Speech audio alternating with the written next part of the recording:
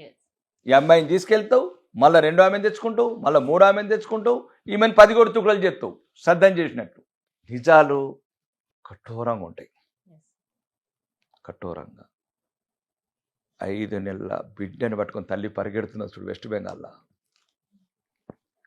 అది రేపు తెలంగాణ కష్టార్థమవుతుంది. 5 నెలల బిడ్డ అండి.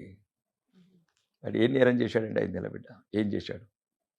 ఒక హిందూ కడుపులో పుట్టడం నేరమా? 20 ఏళ్ళ మంది అమ్మాయిని 20 మంది మానభంగం చేస్తారండి కన్న తల్లిదండ్రులు అనమాట. ఇది ఆమె చేసిన పాపం. ఏం పాపం చేశారు మా బిడ్డలు? ఏం చేశారు?